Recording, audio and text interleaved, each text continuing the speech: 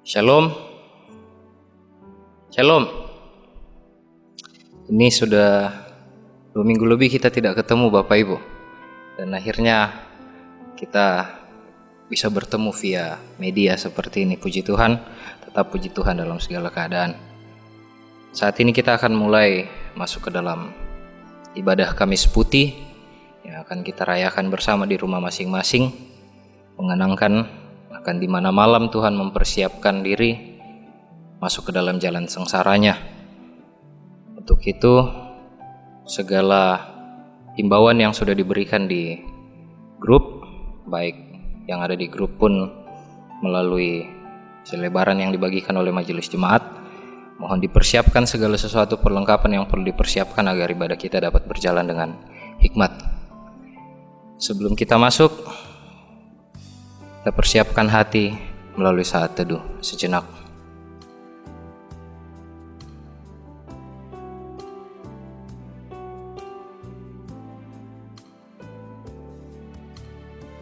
Kita nyanyikan pujian dari pelengkap Kidung Jemaat 172 ayatnya yang pertama, di heningnya malam ini.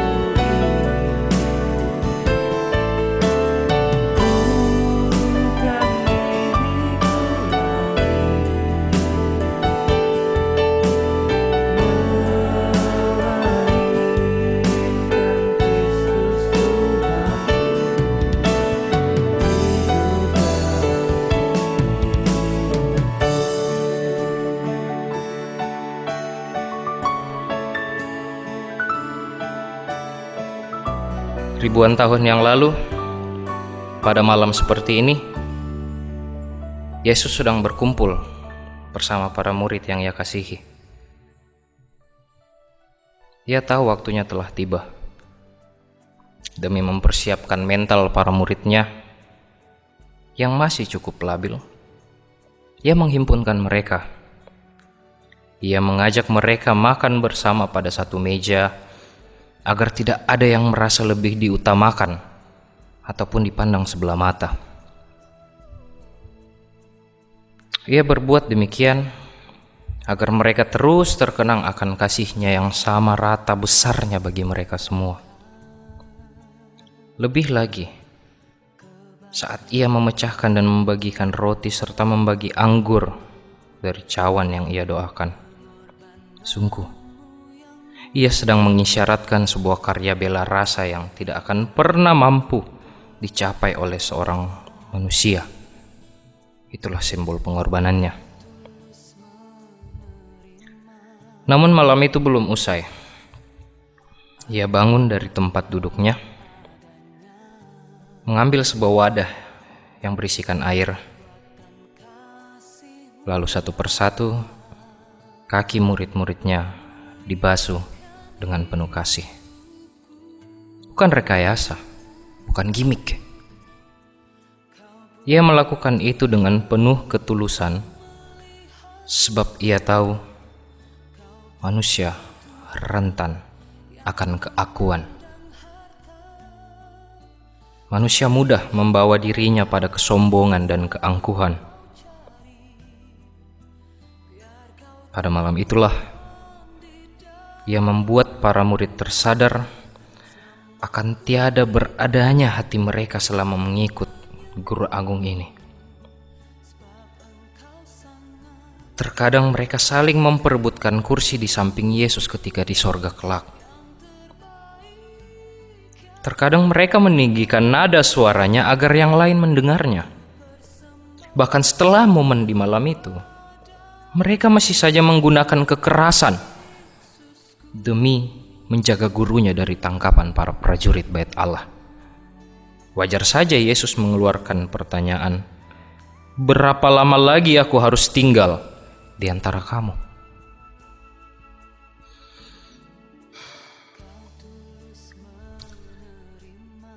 Kebebalan ini tentu belum selesai. Sebagai penerus ajaran yang dibawa oleh para rasul, kita sebagai gereja pun belum berhenti bergumul dengan kesombongan dan keangkuhan.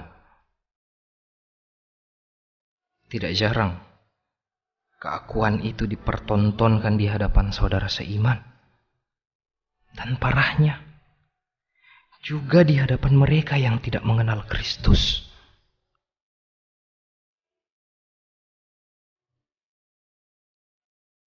Malam ini menjadi pengenangan akan hal itu. Mengenang akan Kristus yang tetap mau merendahkan diri di saat kita bersikuku dengan keangkuhan. Mengenang akan Kristus yang tetap melayani kita lewat pembasuhan kaki yang penuh ketulusan itu. Walaupun kaki kita, hati kita ini masih tercemar akan segala rupa perlawanan terhadap kehendak Allah. Berilah dirimu diperdamaikan dengan Allah.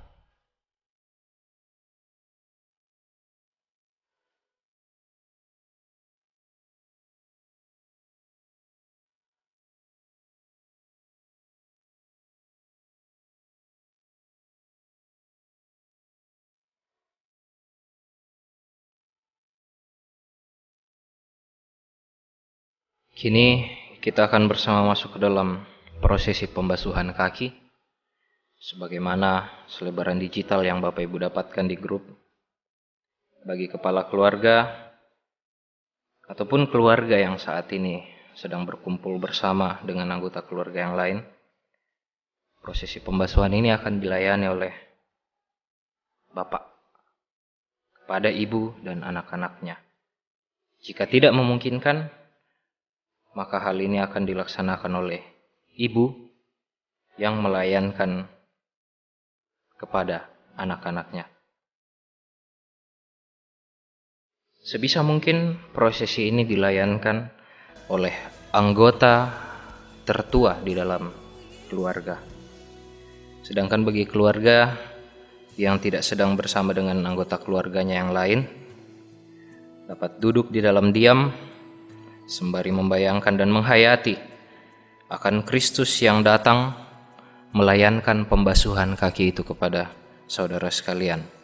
Tidak perlu merasa canggung, tidak perlu merasa sesuatu yang aneh, sebab di dalam iman kita percaya bahwa Kristus yang tidak terlihat itu selalu ada bersama-sama dengan kita, dan Kristus yang tidak terlihat itu akan siap melayani saudara sekalian.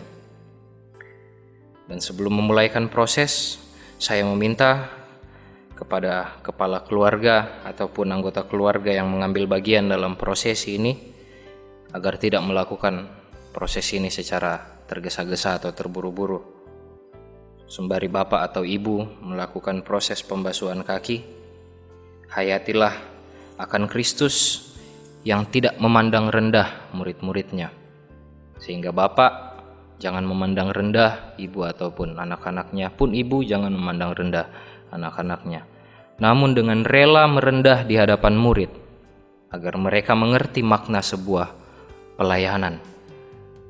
Dan sembari proses penghayatan, proses pembasuhan kaki itu, bapak atau ibu sekalian yang melaksanakan pelayanan ini dapat menyampaikan ungkapan-ungkapan kasih yang ingin disampaikan kepada anggota keluarga yang sementara dibasuh kakinya.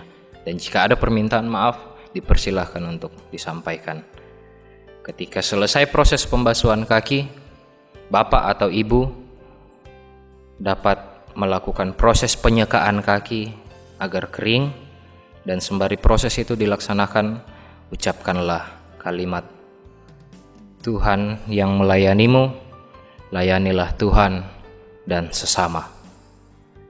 Tuhan yang melayanimu, layanilah Tuhan dan sesama.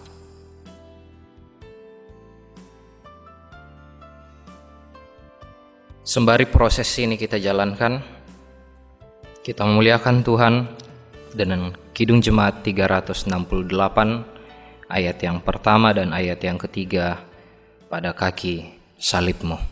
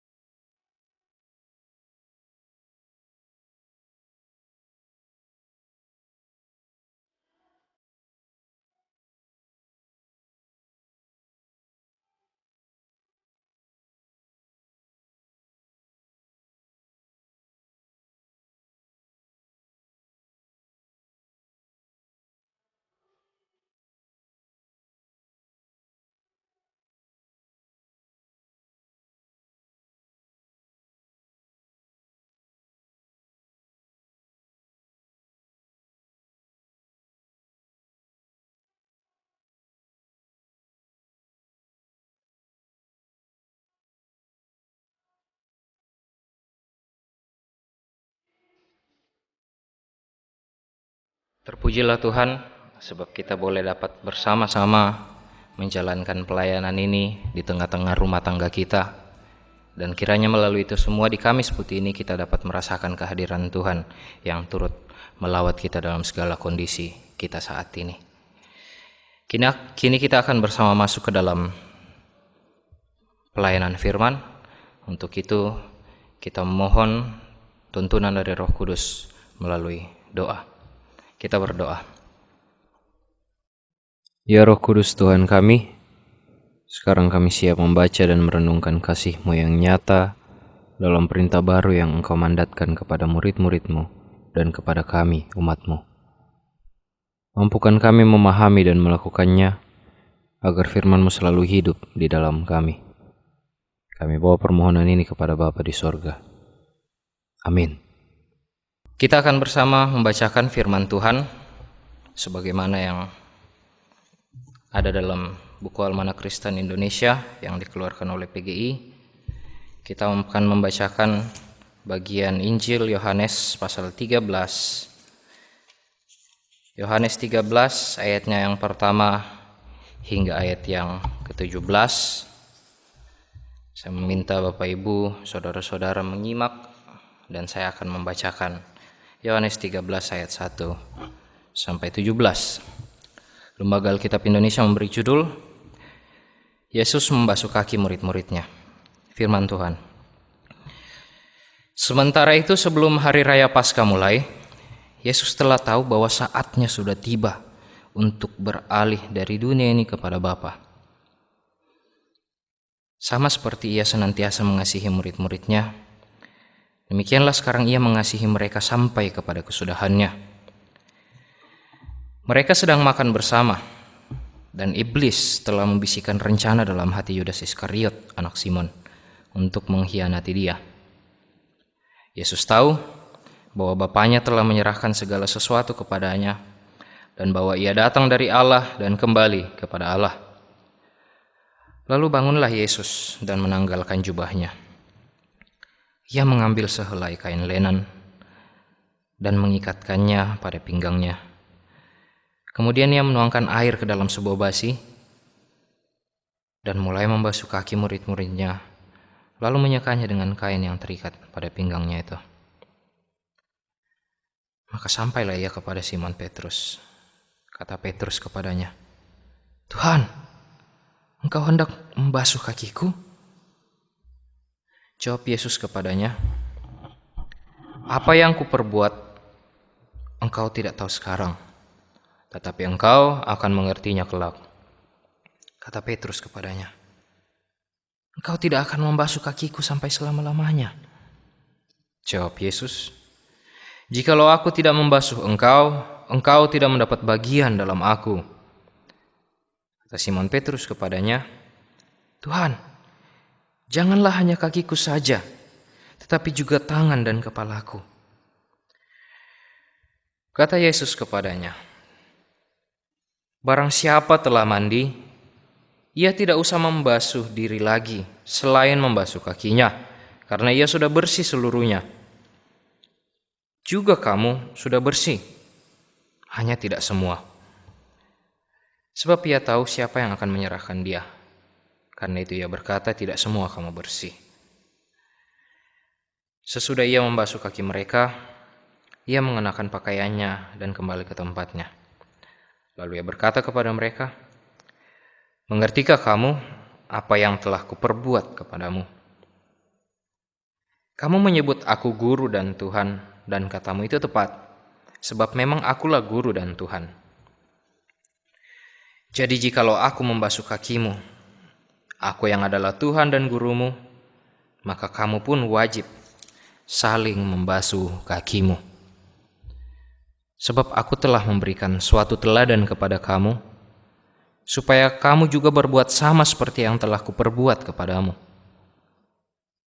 Aku berkata kepadamu, sesungguhnya seorang hamba tidaklah lebih tinggi daripada tuannya, ataupun seorang utusan daripada dia yang mengutusnya. Jikalau kamu tahu semua ini, maka berbahagialah kamu jika kamu melakukannya." Demikian pembacaan kita pada saat ini. Bapak Ibu yang dikasihi Tuhan, menjelang masa liburan tiba, biasanya seorang guru memberikan wejangan ataupun tugas-tugas yang wajib dikerjakan oleh para siswa agar siswa-siswa nanti tidak berdiam diri saja saat mengisi liburan.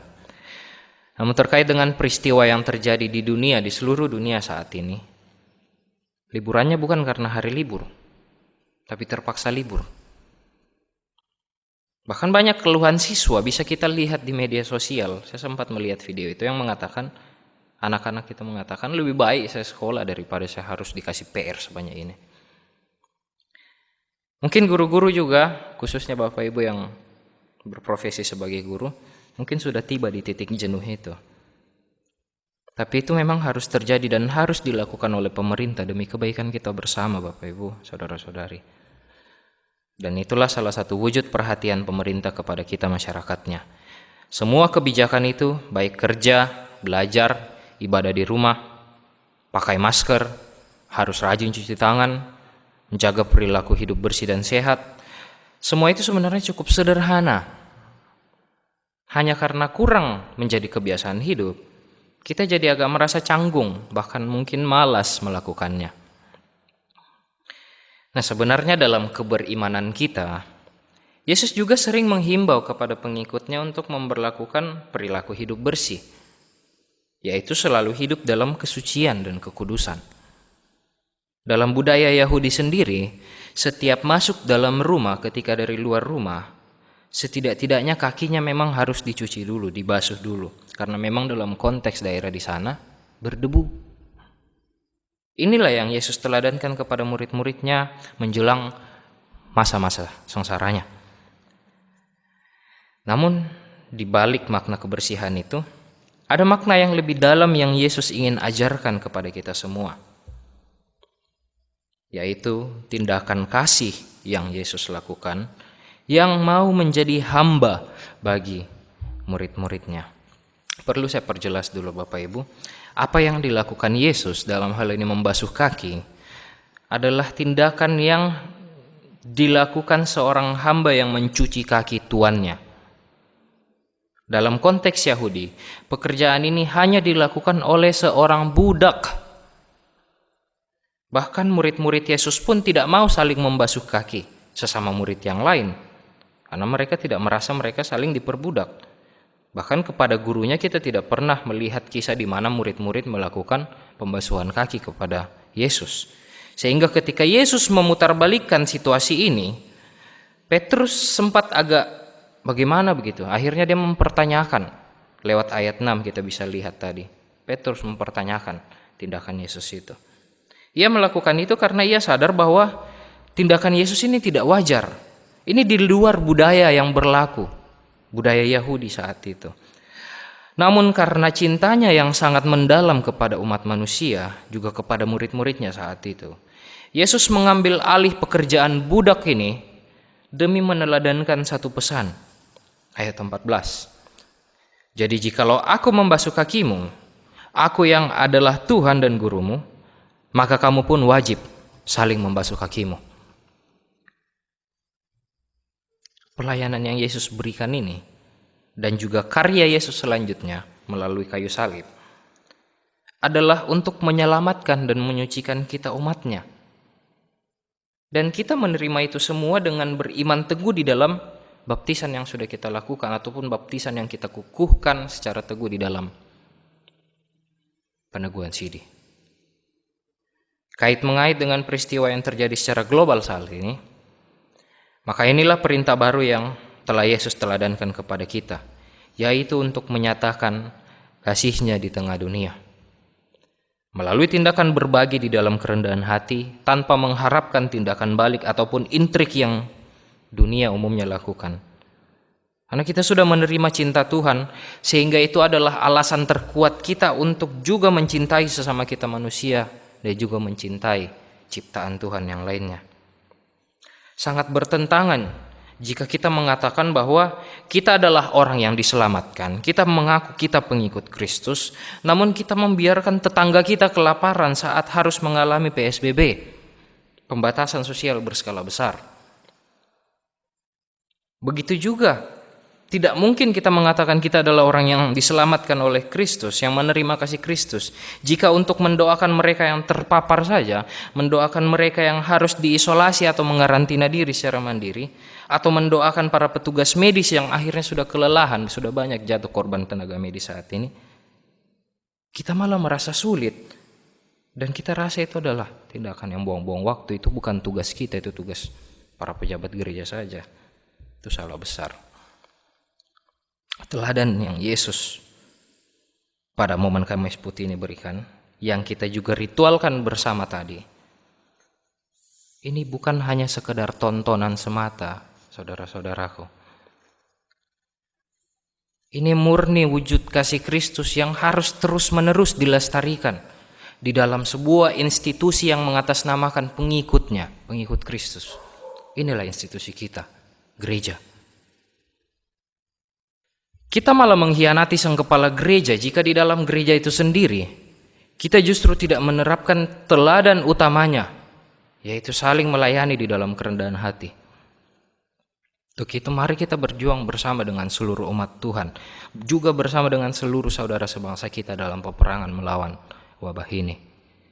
Ikuti panggilan melayani yang sudah Yesus teladankan. Rendahkan hati untuk menolong sesama yang membutuhkan, bagikan kasih itu.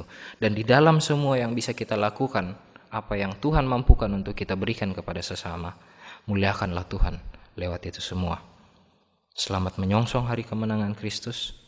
Tuhan Yesus memberkati kita sekalian. Amin.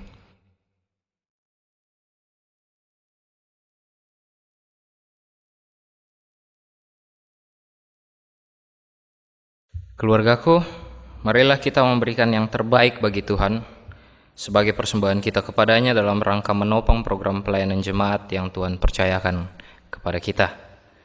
Berilah kepada Tuhan kemuliaan namanya, bawalah persembahan dan masuklah menghadap Dia. Sujudlah menyembah kepada Tuhan dengan berhias kekudusan. 1 Tawarik 16 ayat 29. Sambil persembahan kita kumpulkan, kita menyanyi Kidung Jemaat 183, Menjulang Nyata Atas Bukit Kala.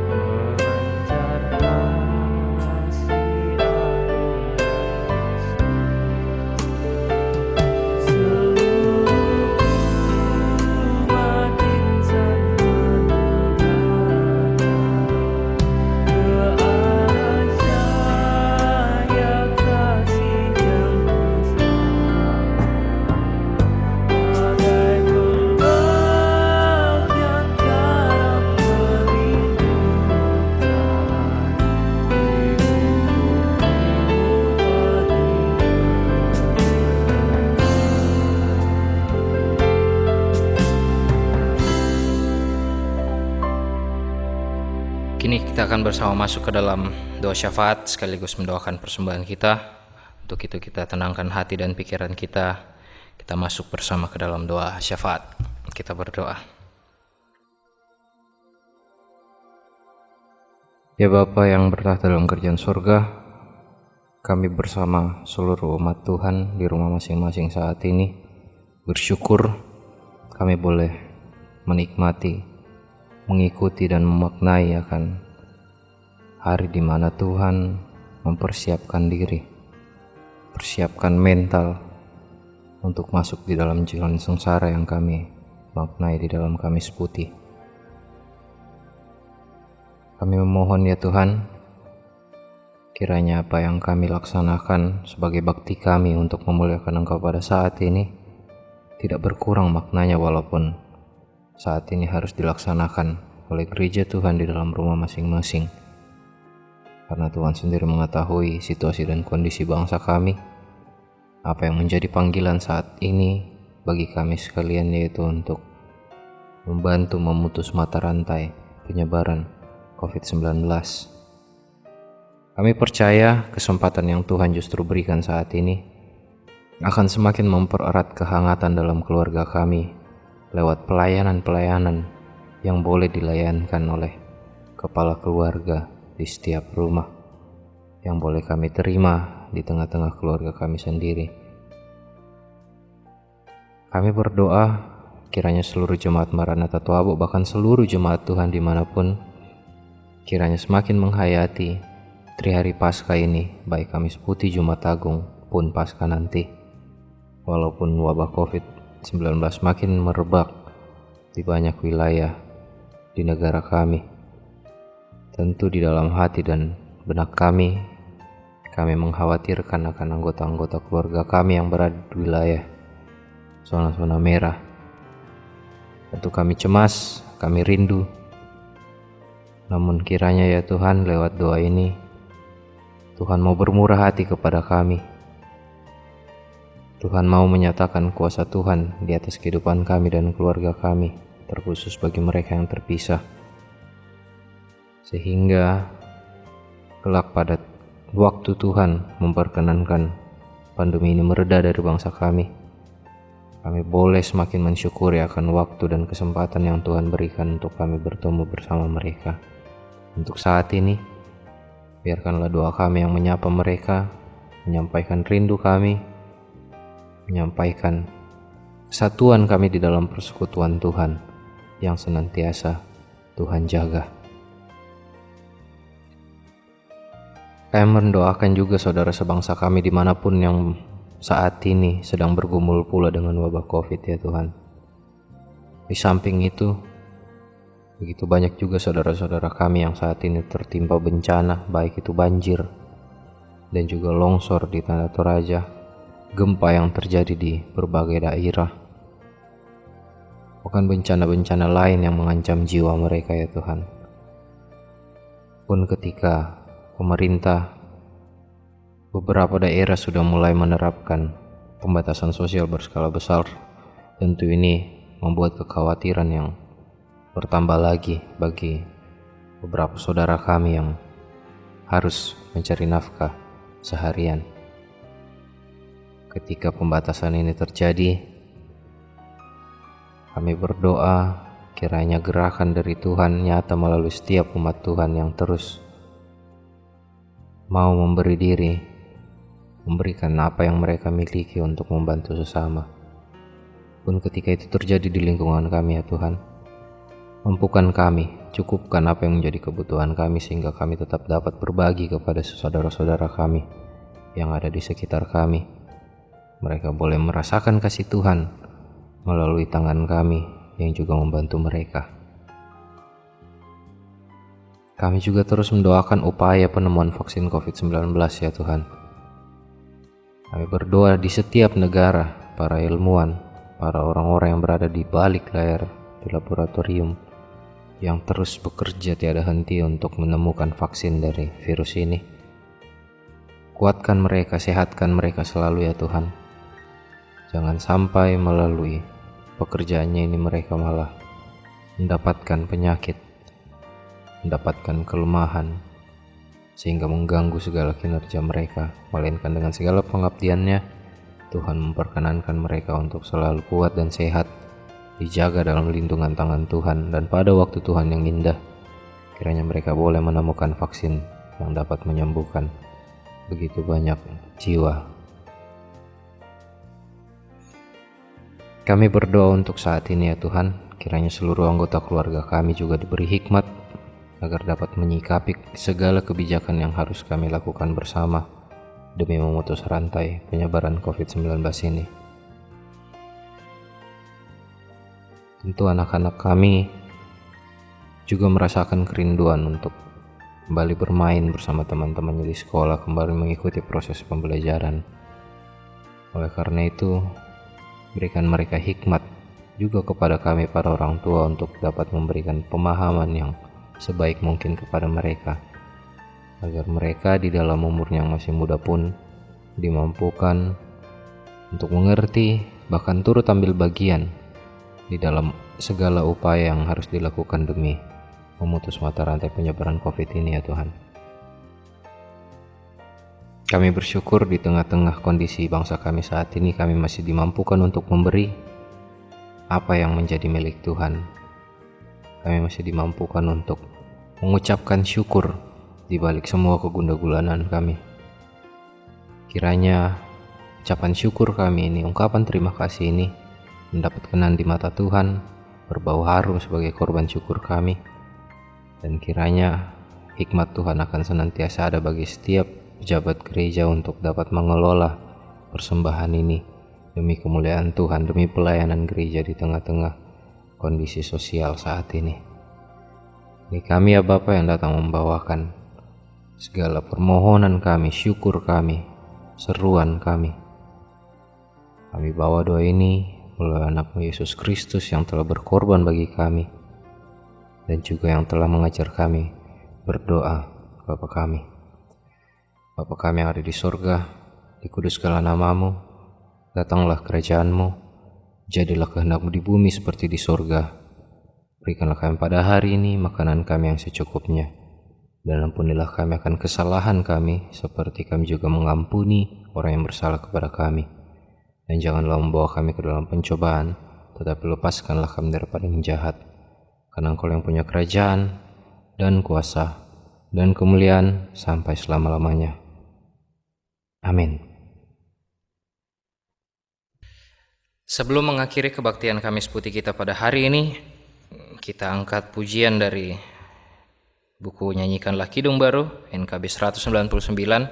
Kita nyanyikan ayat pertama hingga ayat yang ketiga. Sudahkah yang terbaik kuberikan?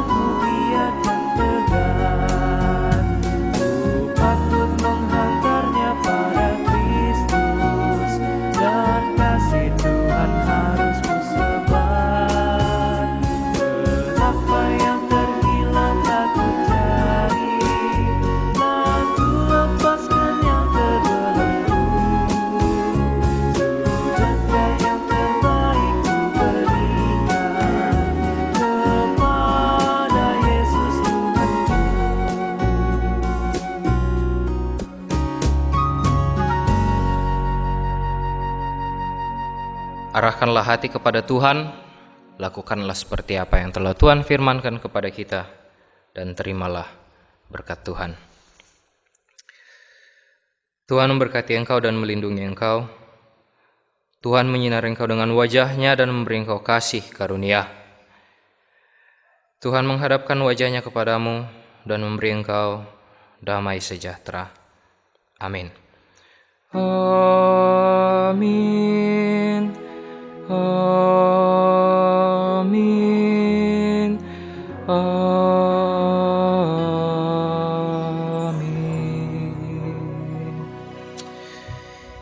Ibadah Kamis Putih kita selesai. Kiranya Tuhan memberkati kita sekalian.